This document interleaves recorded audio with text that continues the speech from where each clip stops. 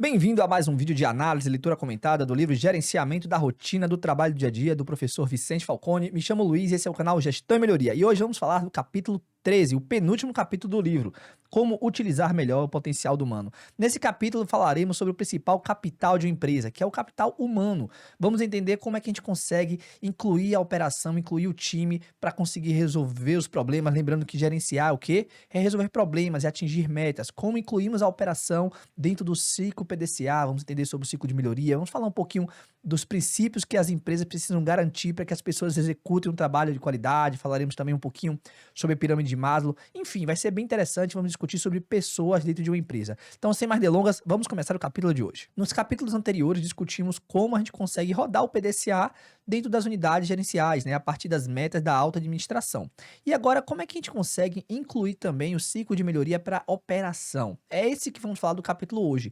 E tem basicamente duas formas. A primeira delas é sistema de sugestões e a outra é através do círculo de controle da qualidade. Vamos entender cada uma delas aqui que o livro traz. Os CCQs, ou Círculo de Controle de Qualidades, o livro define como grupos de operadores que trabalham na mesma unidade gerencial básica e começam a resolver pequenos problemas da área de trabalho. Nesse cenário, a ideia é o seguinte: você aí na sua função gerencial vai incluir um time com diversas habilidades técnicas, de conhecimento, de tempo de casa. E esse pequeno grupo, ele vai estar lá para resolver pequenos problemas e começar a entender a importância de uma cultura de melhoria contínua, cultura de atingimento de meta, de resolução de problemas. Nesse momento, não é para se preocupar tanto como vamos rodar o PDCA, todos aqueles 8 passos do MASP, do método de análise e solução de problemas. Não.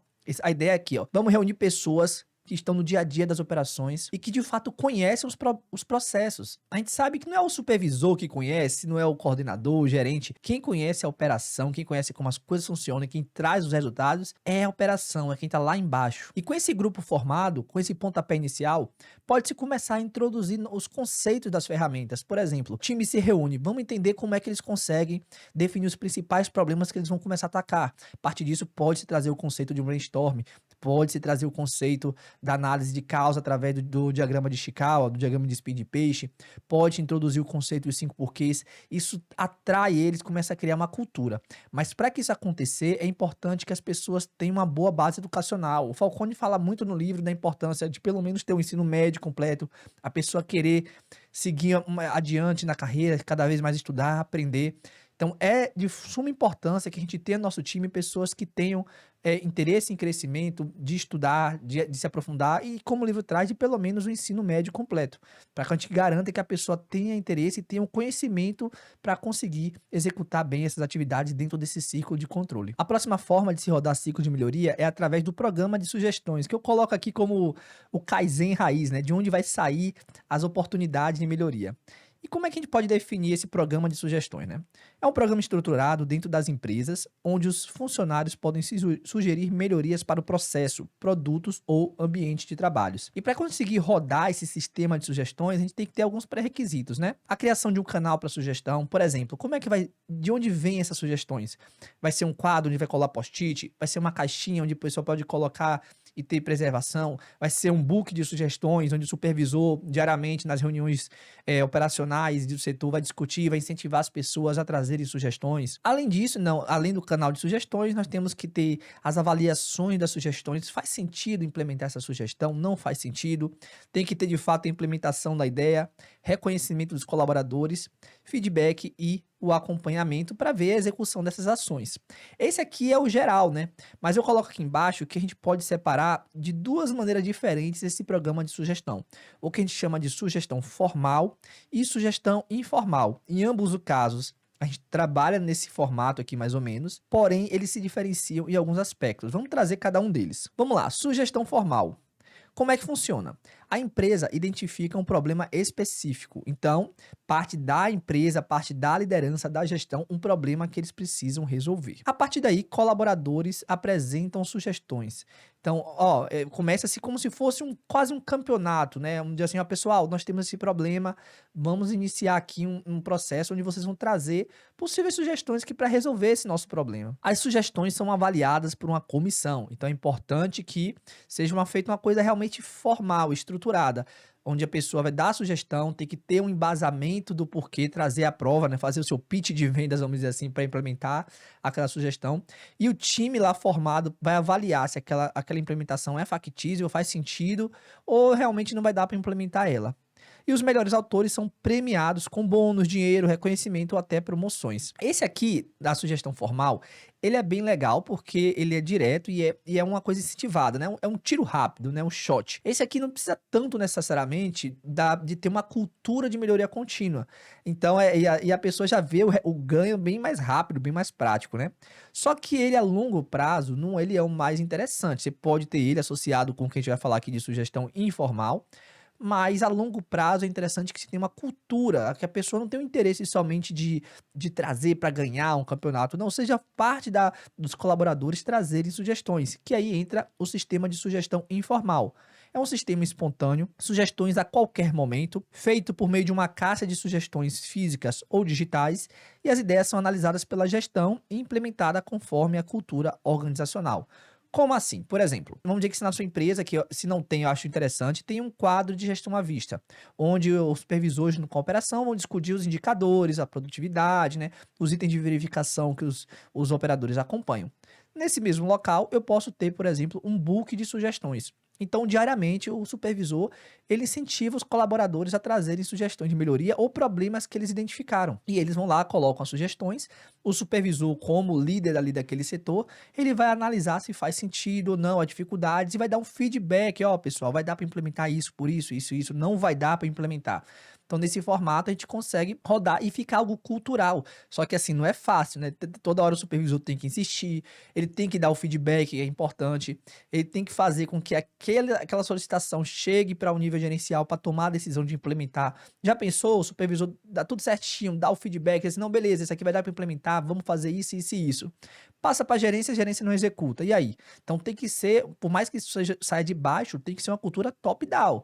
Então, a gerência tem que entender que vai chegar para eles vão ter que colocar em prática se aquilo for pertinente.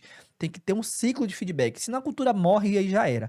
Mas esses dois sistemas aqui, eles podem ser complementares, né? Se a gente quer realmente algo que movimente muito, vamos para a sugestão formal.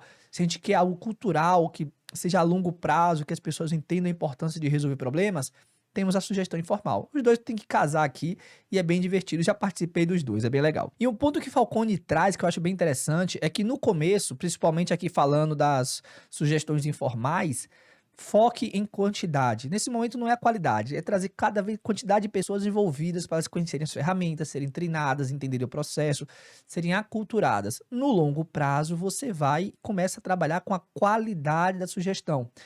A gente tem que ter uma visão sempre de curto, médio e longo prazo. Então, nesse momento eu vou preocupar com quantidade. Quanto mais quantidade de sugestão, melhor. Depois eu passo até a parte da qualidade, e nesse momento já existe uma filosofia, uma cultura de melhoria implementada para a operação. Aí é muito legal. E aí entramos no item 13.2, que se intitula Você sabia que é um gerente de recursos humanos? Essa aqui é uma provocação bem interessante, porque talvez se você tiver uma empresa ou muito pequena ou então muito grande, você vai reparar que você faz de tudo um pouco, né? Como assim? O Falcone ele traz um comparativo entre como era um modelo antigo, né, principalmente proposto por Taylor, onde ele visava que as pessoas as gerências seriam separadas por especialidades. Como assim? O gerente de uma unidade básica, ele não vai, por exemplo, contratar as pessoas, ele não vai estar focado em recursos humanos. Quem é focado em recursos humanos é a área de recursos humanos. Ele vai estar focado principalmente no processo dele, mas quem cuida de time, de tudo, é recursos humanos. Hoje a gente tem uma visão diferente, né? O gerente ele tem um papel de que dentro daquele escopo ali, ele vai ser dono de recursos humanos, qualidade, enfim, todos os itens que permeiam, né, todos os processos que passam ali naquela gerência, ele tem um papel de acompanhar, de ter um pouco de ter responsabilidade e um pouco de autoridade também para exercer sobre todos aqueles processos. Claro que nesse cenário, os departamentos que antigamente, né, outrora, olha que palavra bonita, eram donos daquele processo, agora vem mais com a visão estratégica e suporte. Vou mostrar para você mais ou menos como é que funcionava. Então, Taylor, ele tinha essa visão de gerenciamento pelos especialistas. E aí, como é que funcionava, né? Aqui temos as unidades gerenciais. E dentro das unidades gerenciais, além dos processos para a transformação do produto ou do serviço, nós tínhamos processos envolvendo a qualidade, por exemplo. Eu tinha que ter, garantir e controlar, já falamos disso nos capítulos anteriores, que o produto saia com a qualidade desejada. Então, quem cuidava disso era a área de qualidade. O RH, Recursos Humanos, quem cuidava disso era o Departamento de Recursos Humanos. Só que agora a gente teve uma modificação. Nesse novo modelo, ó, a unidade gerencial, ela que vai olhar os processos de qualidade e vai ser dono. E, em paralelo, não deixou de existir um departamento de qualidade, não deixou de existir um departamento de recursos humanos. Não, existem ainda, mas esses departamentos, eles cuidam, por exemplo, de uma maneira mais estratégica e de suporte, né? Eles são dono dos pilares daquele processo. Eu sou dono do pilar da qualidade, do pilar de recursos humanos. Então, se a gente fala, por exemplo, contratação de pessoas. Dentro da minha área, eu vou saber quem eu posso contratar, porque eu vou explicar qual vai ser as habilidades que eu preciso da pessoa, a experiência. Só que tem um orçamento que eu tenho que cumprir. Esse orçamento, ele vem da estratégia dentro aqui de recursos humanos para atingir, falar a palavra em inglês, é o budget, né? Budget, que é a meta estabelecida para não estourar o valor de orçamento. Então, por mais que eu seja dono, posso contratar, eu tenho que atender aqui a estratégia dos recursos humanos, mas eu que vou fazer a contratação, a seleção e a área de suporte aqui vai associar, vai disponibilizar a vaga, liberar os sistemas para que a pessoa possa se inscrever, mas todo o processo, a área gerencial aquela pessoa vai trabalhar, vai estar envolvida em todo o processo. Então, essa nova mudança acaba que você é um pouco de tudo, né? Você é um pouco de gerente de RH, de gerente de processo, de gerente de qualidade e por aí vai. Aqui são apenas 2 processos que a gente trouxe para exemplificar. Entendendo que você, gerente da sua unidade, é praticamente um presidente da sua unidade gerencial básica, você é o responsável pelos colaboradores que trabalham com você. E aí vem a pergunta, como é que a gente consegue, até pensando na visão do empresário malvadão, por exemplo. O objetivo do gerente é entregar um produto para o cliente. Esse é o foco dele, né? Vamos botar que o gerente ele não tem foco em cuidar das pessoas, né? Ele é o gerente malvadão, ele quer entregar o produto, ele quer vender para que ele consiga ganhar e crescer na vida. Beleza, vamos trabalhar nesse formato. Mas para que ele consiga fazer isso, o time tem que estar engajado junto com ele. Por mais que o foco pode não ser o time tem que estar engajado junto com ele para conseguir ajudar a seguir isso. Se o time não estiver motivado, não estiver na mesma direção, ele não vai conseguir atingir os resultados. Então, é de suma importância que a gente consiga ter maneira de acompanhar a motivação do time, né? O Falcone traz, né, que o item de controle da motivação, ele chama justamente da moral, né? A moral é que mede a motivação. E a gente consegue criar item de controle para entender como é que tá a moral do time. Como assim? Por exemplo, se dentro da minha unidade gerencial, todos os dias tem pessoas faltando, diariamente faltando. Será que isso é um sinal que alguma coisa tá ruim? Que as pessoas estão um pouco satisfeitas? Ou, por exemplo, elas estão saindo por questões de saúde, por exemplo, saúde ocupacional, estão tendo problemas ergonômicos, dores, etc. Né? Será que o ambiente de trabalho está adequado? Ou, por exemplo, está tendo um turnover muito alto? Como assim? Uma rotatividade, pessoas toda hora saindo e eu tenho que contratar novas pessoas para preencher aquela vaga. Isso daí são indicativos de que a moral do time está baixa, ou seja, as pessoas não estão motivadas, engajadas a trabalhar. E sem as pessoas estarem envolvidas, o gerente não consegue atingir as metas, entregar o resultado desejado. E para isso, o Falcone traz aqui 5 princípios que definem o que a gente precisa garantir para um time para que eles estejam motivados e conseguir entregar o resultado. E é desses 5 princípios que vamos falar, né? Então, basicamente aqui, o item de controle da motivação, ou seja, que a gente pode dizer da saúde mental dos colaboradores, é a motivação. E como é que a gente mede essa motivação? Através da moral. E temos formas de medir, né? Como eu falei, turnover, absenteísmo, que é o número de faltas que as pessoas têm, doenças ocupacionais. E para a gente garantir esse sistema aqui, que as pessoas estejam motivadas, nós trabalhamos aqui com 5 princípios. Quais são eles? A parte fisiológica, segurança, pertencimento, estima e autorrealização. São esses 5 princípios que a gente conhece muitos aí da administração, engenharia de produção, enfim. Quem gosta dessa área de recursos humanos também, conhece como pirâmide de Maslow, que é isso que basicamente o livro traz. A gente vai falar um pouquinho desses princípios agora. Então eu apresento para você a pirâmide de Maslow, ou teoria da hierarquia das necessidades de Maslow, que é um modelo psicológico desenvolvido por Abraham Maslow em 1943. Ele representa as necessidades humanas em níveis hierárquicos, onde as mais básicas devem ser atendidas antes das superiores. Eu acho interessante essa abordagem da pirâmide de Maslow, mas a gente vai ver depois a figura que Falcone traz, que ele não coloca tanto como um atingimento inicial para depois seguir o outro, né?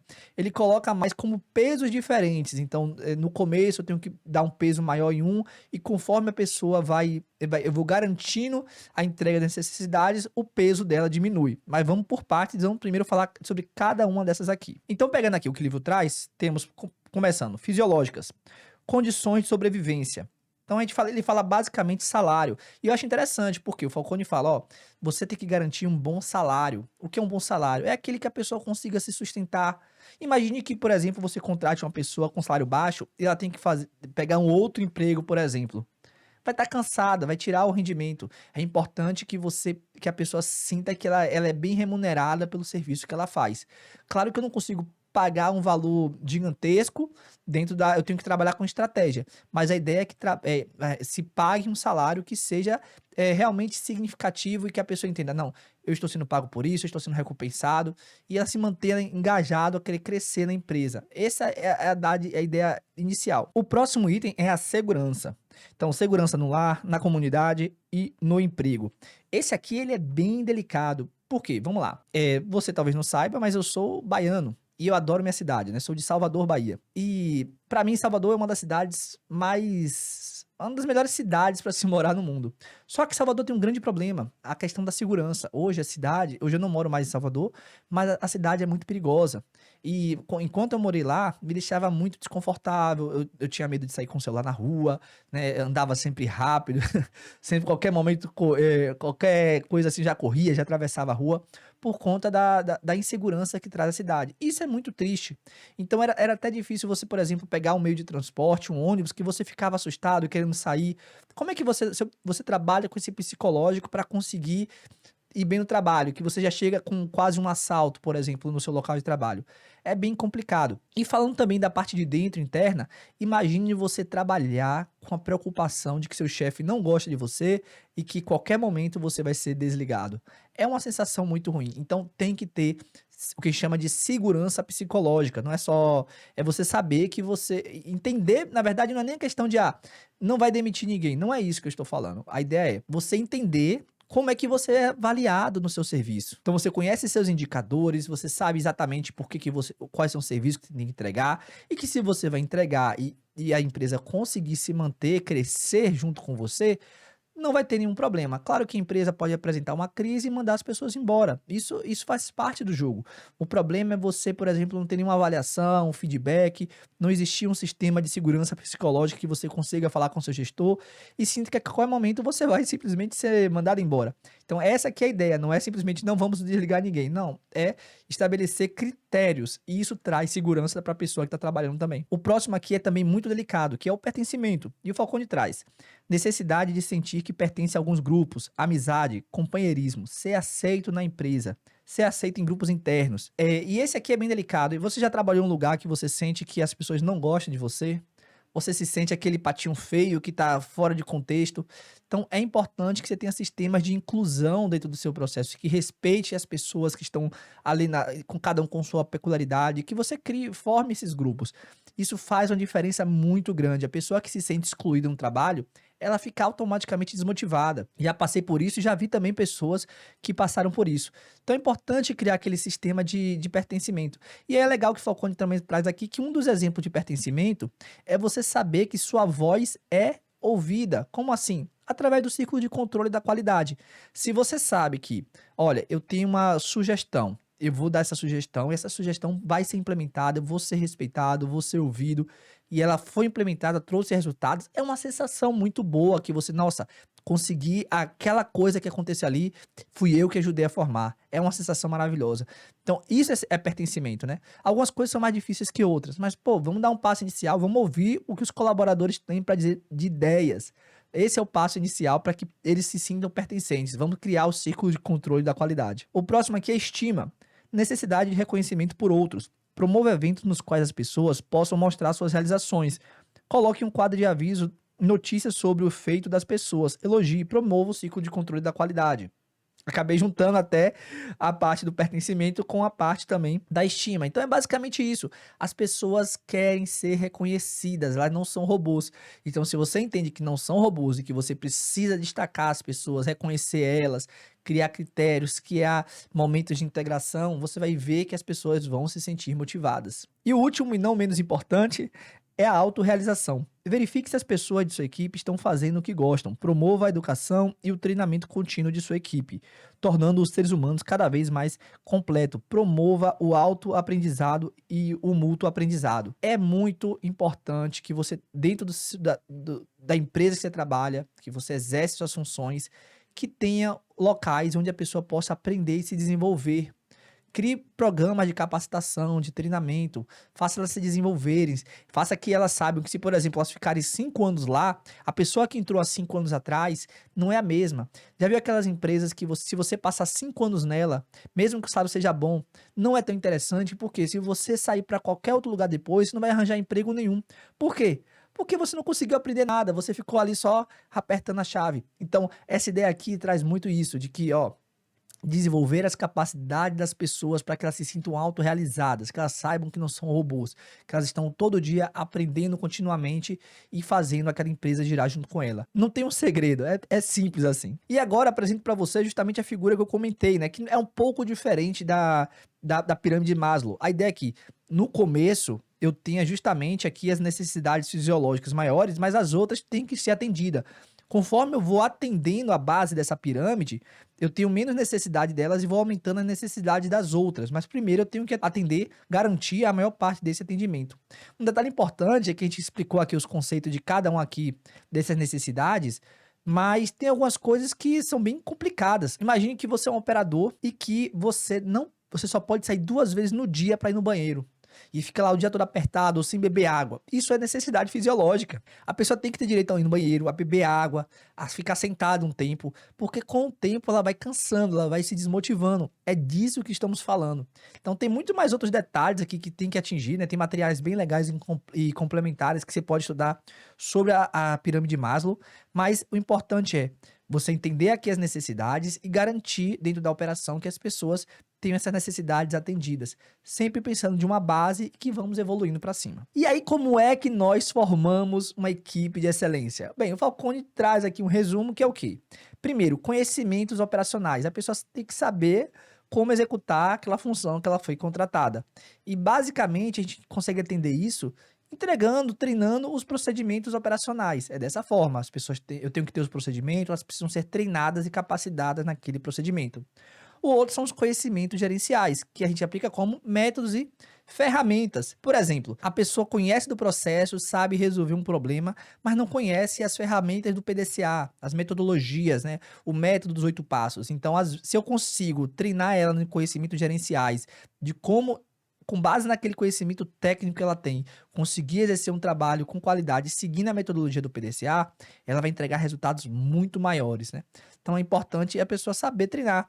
Eu vou dar um outro exemplo. A pessoa, ela tem a habilidade ela tem um conhecimento lá, por exemplo, de financeiro. Ela sabe analisar os valores orçados, os valores realizados, mas ela não tem habilidade analítica, por exemplo, de saber utilizar um BI, de utilizar um Excel. Então são essas ferramentas aqui que podem ser incluídas para que evolua e acelere os resultados.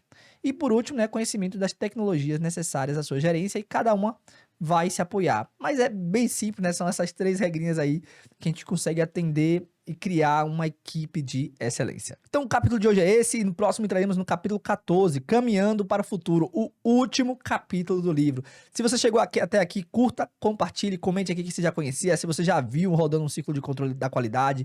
Lembre que isso aqui é um método, mas cada empresa vai adaptar com o tempo, entender como é que funciona os contextos, mas tenta executar aí um ciclo de controle da qualidade para que as pessoas se sintam pertencidas, crie um programa de sugestão para incentivar novas ideias, faça um campeonato de inovação, enfim, o leque está aí para você conseguir executar na sua empresa e trazer os resultados. Nos vejo nas próximas, tchau, tchau!